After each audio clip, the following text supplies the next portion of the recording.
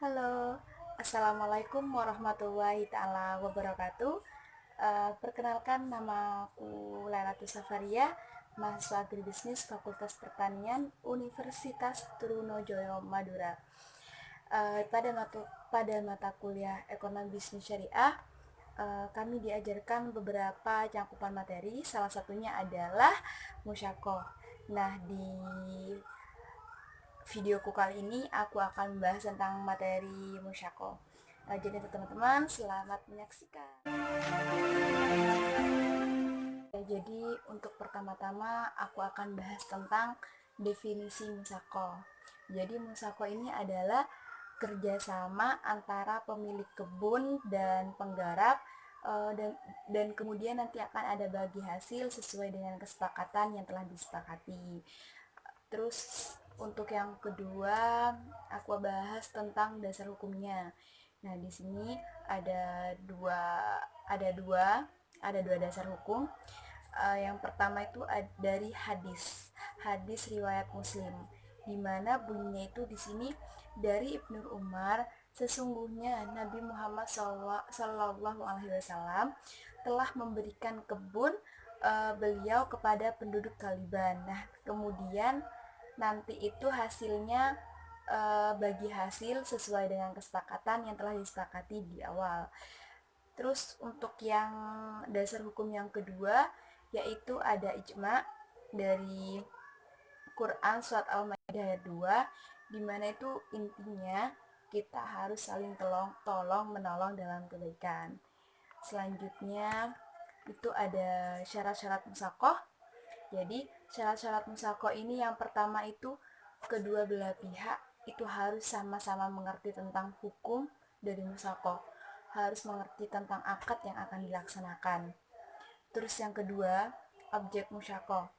Jadi para ulama berpendapat bahwa uh, objek yang dimusyakohkan itu adalah pohon yang berbuah, seperti contohnya tuh kayak kurma, anggur, terus salak juga bisa, pokoknya pohon-pohon yang berbuah.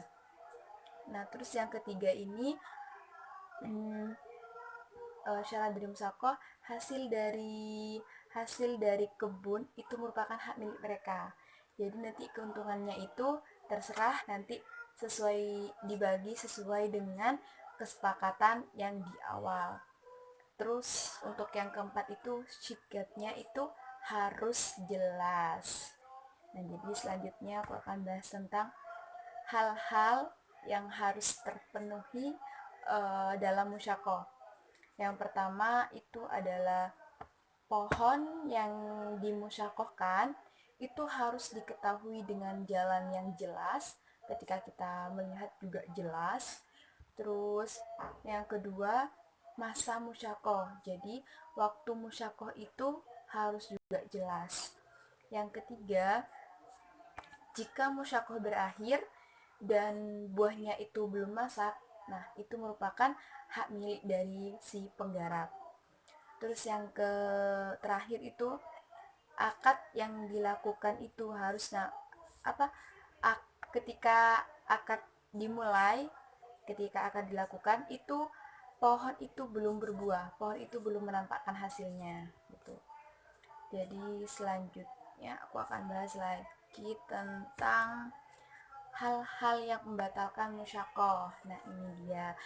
Jadi musyakoh itu akan batal apabila ada tiga yang disebutkan ini. Yang pertama, waktu musyakoh habis. Jadi ketika waktu musyakoh habis, itu berarti tandanya itu sudah berakhir antara kesepakatan yang sudah disepakati antara pemilik kebun sama penggarapnya.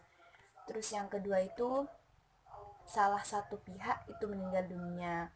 Nah, jadi misalnya ketika kita sudah melakukan kesepakatan atau musyakoh dengan seorang dan kemudian orang itu meninggal, alhamdulillah, jadi musyakoh itu batal. Tapi jika ada kesepakatan di awal, misalnya kayak diberikan kepada keturunannya, itu juga bisa. Selanjutnya itu ada uzur. Nah, uzur ini merupakan yang menyebabkan salah satu pihak tidak boleh melanjutkan akad. Selanjutnya ada implementasi nih. Biar lebih jelas nih ya kepada teman-teman, aku kasih implementasi atau contoh dari musyakoh. Misalnya nih, aku punya kebun. Nah, aku punya kebun. Terus aku melakukan musyakoh karena aku mungkin tidak mampu mengelola kebun itu. Aku melakukan musyakoh dengan misalnya si Melinda. Nah, Melinda ini sebagai penggarap. Nah, nanti di awal itu kita melakukan kesepakatan terlebih dahulu. Nah, habis itu nanti ketika kebun itu sudah berbuah, sudah memperoleh keuntungan, baru deh kebun itu dibagi dua keuntungannya atau dibagi sesuai dengan kesepakatan yang di awal. Jadi eh, apa ketika kita sebelum melakukan akad, kita harus melakukan kesepakatan dulu ya. Sekian materi musyakoh yang bisa saya sampaikan kepada teman-teman. Jadi buat teman-teman, eh, ketika menonton video ini jangan lupa like, komen, dan subscribe. Dan semoga ini menjadi tontonan yang bermanfaat buat teman-teman semua. Wassalamualaikum warahmatullahi taala wabarakatuh.